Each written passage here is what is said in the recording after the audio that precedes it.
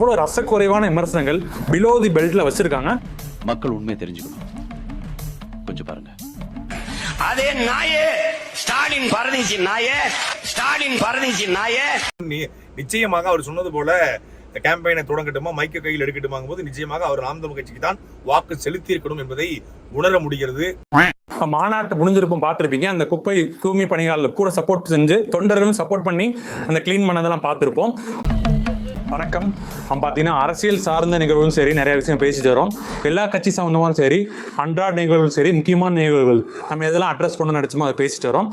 கடந்த சில தினங்களா பார்த்தீங்கன்னா தாவேகா தலைவர் விஜய் அவர்கள் மீது கடுமையான விமர்சனங்கள், ஆளுங்கட்சி மட்டும் இல்லாம எதிர்கட்சியிலும் சரி, மொத்த கட்சிகள் எத்தனை கட்சிகள் இருக்காங்களோ பெரும்பான்மை கட்சிகள் பார்த்தீங்கன்னா விஜய் அவர்கள் நோக்கி விமர்சனம் வைக்கிறாங்க. மதுரை மாநாடு பெரிய பிரம்மாண்டமான ஒரு மாநாடு நடந்துருச்சு. அதில் பார்த்தீங்கன்னா பல லட்சம் மக்கள்கள், இளைஞர்கள் மத்தியமாக கூடியிருந்தாங்க. அந்த மாநாட்டில் ஒரு 35 நிமிஷம் ஸ்பீச்சு. அதில் விஜய் அவர்கள் அங்கிள்னு சொல்லி முதலமைச்சர் அழைச்சிருந்தாங்க. அந்த விமர்சனம் சில பேர் ஆதரிக்கிறாங்க, சில பேர் எதிர்க்கிறாங்க. அது ஃபைன். ஆளுங்கட்சி தரப்புல இருந்து பார்த்தீங்கன்னா ஒரு மினிஸ்டர்ஸ் பார்த்தீங்கன்னா எதிர்ப்பு தெரிவிச்சிருந்தாங்க. இந்த மாதிரி முதலமைச்சர் இப்படி விமர்சிக்கலாமா, தரம் தாழ்ந்து விமர்சிக்கிறாரு அப்படிங்கிற மாதிரி சொல்லியிருந்தாங்க. நமக்கு ஒரு கேள்வி வருது, நம்மளும் அதே ஸ்டாண்ட்ல தான் இருக்கும். எந்த ஒரு நபரின் தரம் தாழ்ந்து தனிப்பட்ட நபர்ல விமர்சிக்க கூடாது. அந்த ஸ்டாண்ட்ல ரொம்ப நாளா அப்படிதான் இருக்கும். வீடியோல முதற்கொண்டு நம்ம மரியாதையோடு தான் பேசுவோம். தமிழ் சமூகமும் அப்படிதான் இருக்கு, அதை நம்ம வரவேற்கிறோம். பட் இதுக்கு முன்னாடி எல்லாம் பாத்தீங்கன்னா பயங்கரமான விமர்சனங்கள். இப்ப இருக்க முதலமைச்சரும் சரி, கவர்னரும் சரி, பிரதமரும் சரி, இன்னைக்கு இருக்க ஆளுங்கட்சி திமுக தரப்புல அவ்வளவு விமர்சனம் வச்சிருக்காங்க. இன்னொரு சைடு பார்த்தீங்கன்னா எடப்பாடி பழனிசாமி முன்னாள் முதலமைச்சர், அவரை நோக்கி அவ்வளோ விமர்சனம் வச்சிருக்காங்க. முன்னாள் முதலமைச்சர் கலைஞர் அவர்களை பற்றி விமர்சனம் வச்சிருக்காங்க. ஜெயலலிதா அவர்களை பற்றி இந்த விவாதம் இப்போ கொந்தளிக்கிறாங்களா. அவ்வளோ பேருமே பார்த்தீங்கன்னா அரசியல் தலைவர்கள் ஒருத்தருக்கு ஒருத்தர் அவ்வளோ ரசக்குறைவான விமர்சனங்கள் பிலோ தி பெல்ட்ல வச்சிருக்காங்க. மக்கள் உண்மையை தெரிஞ்சுக்கணும், கொஞ்சம் பாருங்க. மோடி முதலமைச்சராக பதவியேற்ற நேரத்தில் நீங்கள் சென்று வாழ்த்தினீர்கள். அதேபோல் நீங்கள் முதலமைச்சராக தமிழகத்தில் பதவியேற்ற போது அவரும் வாழ்த்தினார். ஆக அவளும் நோக்கினால் அண்ணலும் நோக்கினாள் என்பதை போல அவரும் வந்தார், இவரும் போனார். அதுதானே? ஆக அதைத்தான் சொன்னேன். ஆக பிஜேபிக்கும் அதிமுகவுக்கும் தொடர்பு இருக்கிறது, அதுவும் கள்ள தொடர்பு இருக்கிறது என்று நான் 7-8 கூட்டங்களில் பேசியிருக்கிறேன். அதே நாயே ஸ்டாலின் பரதேசி நாயே, ஸ்டாலின் பரதேசி நாயே, ஸ்டாலின் பரதேசி நாயே. எனக்கு கால் கட்ட மயிர் அளவுக்கு பெறுவானடா விஜயகாந்த், கால் கட்ட மயிர் அளவு. அந்த வரிசையில இது ரொம்ப மென்மையான டோன் தான் அங்கிள் சொன்னது. பதிலுக்கு அவங்க சைடுல இந்த உதயநிதி அவர்கள் வேணா சொல்லியிருக்கலாம், அவங்களோட விஜய் அவங்க அப்பா அங்கிள் சொல்லியிருக்கலாம். இது ஒரு சாதாரணமா ஒரு நிகழ்வு தான், ஒரு கிரிட்டிசேஷன் தான். இதை இதுக்கு பதில் சொல்ற மாதிரி அத்தனை கூட்டணி கட்சிகள் ஒரு பக்கம், இன்னொரு பக்கம் அண்ணாமலை அவர்களும் சரி இதை விமர்சனம் பண்ணியிருந்தாங்க. தரைக்குறை விமர்சனம் பண்ணக்கூடாது, நான் பூமர் அங்கிள் கூப்பிடலாமா அப்படிங்கிற மாதிரி கேட்டிருந்தாங்க. அது மட்டும் இல்லாம பாத்தீங்கன்னா தனிப்பட்ட முறையில் எவ்வளவு விமர்சனம் வச்சிருக்காரு. விஜய் மாதிரி உட்கார்ந்து நடிகைகளோட இடுப்பு கிள்ளிக்கிட்டு உட்கார்ந்து டான்ஸ் ஆடிட்டு அங்கிருந்து அறிக்கை கொடுத்துட்டு இருக்கேனா? நான் களத்திலிருந்து போராடி கொண்டிருக்கின்றேன், களத்திலிருந்து பேசுறேன்.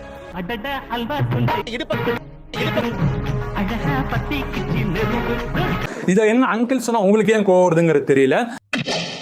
தென் பார்த்தீங்கன்னா ஓவராலே ஒரு டைரக்ட் அட்டாக், டீசென்ட் அட்டாக்னு சொல்லியிருப்பாரு. எந்த ஒரு இடத்துலையும் அவனை இவனே பொது ஒருமையில பேசுறது அந்த மாதிரி ஒரு பேச்சே விஜய் அவர்கள் இல்லை. அவர் முன்னாடி மாநாட்டிலையும் அப்படி தான் சொல்லியிருந்தாரு. டைரக்ட் அட்டாக், டீசென்ட் அப்ரோச் தான் போயிட்டு இருக்காங்க. இது பதில் இந்த மாதிரி அண்ணாமலை அவர்களும் சரி, எதிர்பார்க்கவே இல்லை. ஒரு IPS அதிகாரியா இருந்தவர் ஒரு மாற்றத்துக்கான ஒரு லீடரா வந்துட்டு இருக்க சமயத்தில் நீங்களும் இதே மாதிரியே விஜய் அவர்களுக்கு எகென்ஸ்டா பண்ணுங்கிற ஒரு காரணத்துக்காக DMK கூட சப்போர்ட் பண்ணுவீங்களா அப்படிங்கிற ஒரு கேள்வி வருது. இது ஒரு சைடு இருந்தாலும் சரி, சீமான் அவர்கள் பார்த்தீங்கன்னா தொடர்ந்து ஸ்டார்டிங்ல பாத்தீங்கன்னா நீ கொள்கையே வேற இருந்தாலும் சரி, என்ன எதிர்த்து அரசியல் பண்ணாலும் சரி, நீ என்ன இருந்தாலும் தம்பி உனக்கு சப்போர்ட்டா நான் நிற்பேன் அப்படின்னு சொன்னவர். ஆரம்பத்துல பெரியார கொள்கை தலைவரை ஏத்துக்கிட்டவரு கொஞ்சம் விமர்சனம் பண்ணாங்க.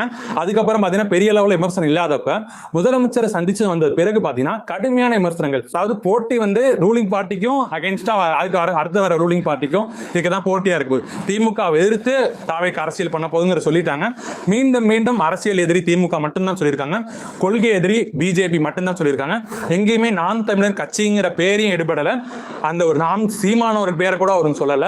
தெளிவா சொல்லிட்டாரு, எனக்கும் திமுக தான் போட்டி, மத்த யாருக்குன்னு உங்களை போட்டியில் சேர்க்க மாட்டேங்காரு.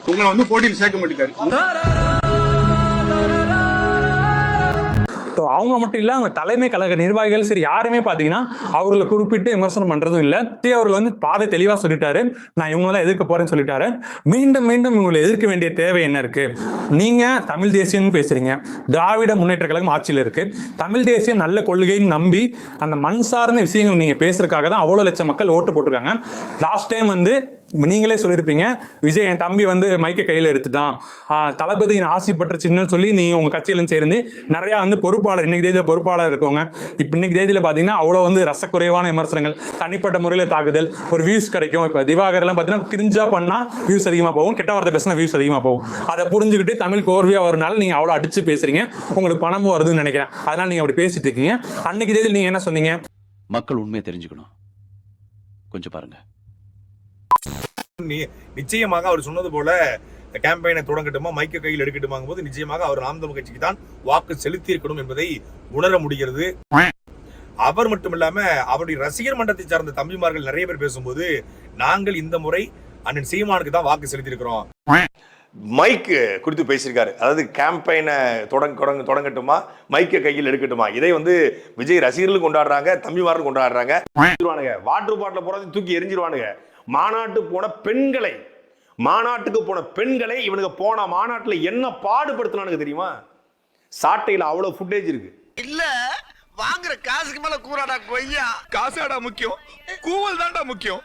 அதுவும் வித்தியாசமா கூவுறான்டா அவன். தளபதி அவர்கள் ஆசி பற்ற சின்னம், தளபதியை கையில மைக் எடுத்தாரு அப்படி மாதிரிலாம் ப்ரொமோட் பண்ணீங்க. மக்கள் உண்மையை தெரிஞ்சுக்கணும், கொஞ்சம் பாருங்க. என்னை சுற்றி என்னை நேசிக்கிற கூட்டம் பெருகிக் கொண்டு போகிறது. கேம்பெயினை தொடங்கவா, மைக்க கையில் எடுக்கவா, எல்லாம் பதறிட்டான். 2 வரியில பல பேர் நெஞ்சடிச்சு உட்காந்துட்டான். அவன் பாடுறது இந்த மைக்கில், ஆனா கையில பிடிச்சிருக்கிறது நம்ம சின்ன மைக்கில். இன்னைக்கு என்ன அவசியம் வந்திருக்கு இந்த அளவுக்கு எதிர்க்க? நீங்க திமுகவை எதிர்க்கலாம், திராவிடத்தை எதிர்க்கலாம், கொள்கை ரீதியாக விமர்சனம் வைங்க, தப்பே இல்லை. அணில் சொல்றது மூலமா என்ன நீங்க சொல்ல வரீங்க? கட்டாயமைக்கிறீங்க. உங்களை வந்து ஆமக்கறின்னு வந்து பதிலுக்கு அவங்க சொன்னாங்கன்னா என்ன பண்ணுவீங்க?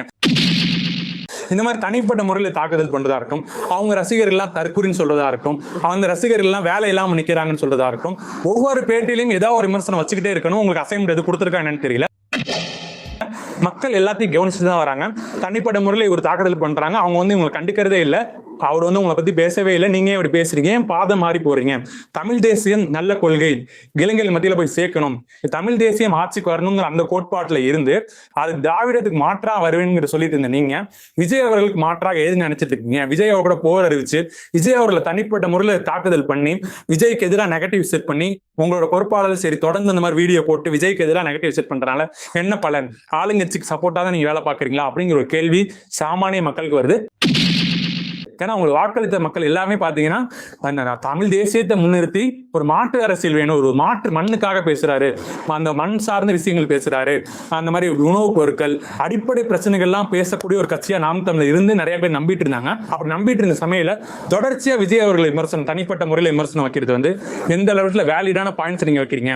உங்களுக்கு கொள்கை முரண் இருந்தாலுமே அதை வச்சு நீங்க போலாமே. இப்போது தமிழ் தேசிய கட்சிகள் நீங்க தானே, உங்க கொள்கையை பேசி நீங்க வாக்குகள் கேட்கலாமே. விஜய் அவர்களை விமர்சிக்க தேவை என்ன வேண்டியது?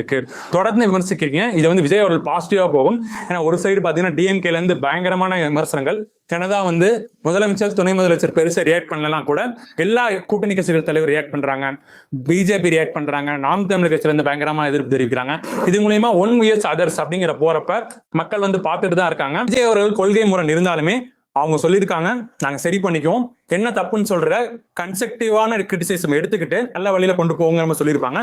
மாநாட்டு முடிஞ்சிருப்பும் பார்த்துருப்பீங்க, அந்த குப்பை தூய்மை பணியாளர் கூட சப்போர்ட் செஞ்சு தொண்டர்களும் சப்போர்ட் பண்ணி அந்த கிளீன் பண்ணதெல்லாம் பார்த்துருப்போம். நல்ல அரசியலில் கொண்டு போகணுங்கிறதா அவரோட எய்மா இருக்கு. அதுக்கு தான் அவர் பீக்கான கெரியர்ல விட்டுட்டு வந்திருக்காரு.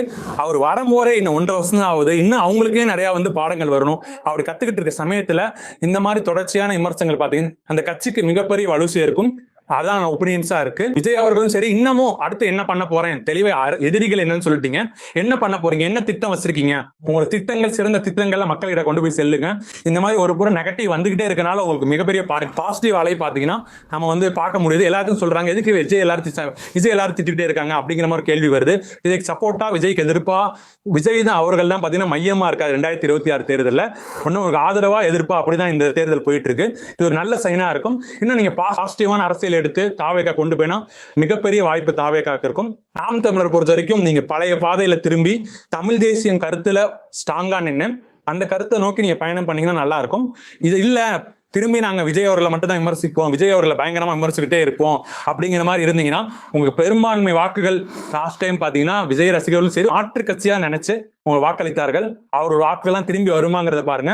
கஷ்டப்பட்டு தேர்தலில் அங்கீகரிக்கப்பட்ட கட்சியா வந்திருக்கீங்க 15 வருஷம் கழிச்சு. அதை தக்க வச்சுக்கணும்னு சொல்லி நம்ம நிறைய ஸ்டாண்ட்ல பாத்தீங்கன்னா நாம் தமிழ் சப்போர்ட்டான வீடியோ போட்டுருவோம். சப்போர்ட்டா இல்ல, இஷ்யூ பேஸ்ட் தான். இந்த இஷ்யூல இவங்க பண்ணது ரைட்டு, இந்த இஷ்யூல இவங்க பண்ணது தப்பு அப்படிங்கிறது மாதிரி போட்டிருப்போம். காலை உணவு திட்டத்துக்கு வந்து ஆதரவா திமுக சப்போர்ட் பண்ணி இது ஒரு நல்ல திட்டம் சொல்லி போட்டிருப்போம். பிஜேபி கொண்டு வந்த நல்ல விஷயங்களா இருக்கும், காங்கிரஸ் கொண்டு வந்த நல்ல திட்டங்களா இருக்கும். மக்கள்கிட்ட அரசியல் கத்துக்கிட்டு தான் வரும். நல்ல அரசியல் பேசும், ஒரு ஆரோக்கியமான அரசியல், ஒரு நெகட்டிவா கெட்ட வார்த்தையில அரசியல்னா ஒரு சாக்கடை அப்படிங்கிற மாதிரி இல்லாம நல்ல ஒரு மாற்றத்துக்கான அரசியலா அவங்க பேசுவோம்னு சொல்லி தான் பேசிட்டு இருக்கோம். உங்களோட ஒப்பீனியன் மறக்காம கமெண்ட் பண்ணுங்க. அபியூசிவ் கமெண்ட் வந்தா இக்னோர் பண்ணிருங்க. நீங்களும் சரி இந்த மாதிரி கெட்ட வார்த்தை பேசுறவங்க, கிரிஞ்சு பண்றவங்க இவங்களெல்லாம் சப்போர்ட் பண்ணாதீங்க, பார்க்காதீங்க. முடிஞ்சா அவங்க சேனல் ரிப்போர்ட் அடிச்சு அவங்க சேனலை இக்னோர் பண்ணிருங்கன்னு சொல்லிட்டு இந்த வீடியோ எண்ட் பண்ணிக்கிறோம். தேங்க்யூ ஃபார் வாட்சிங். Keep support us.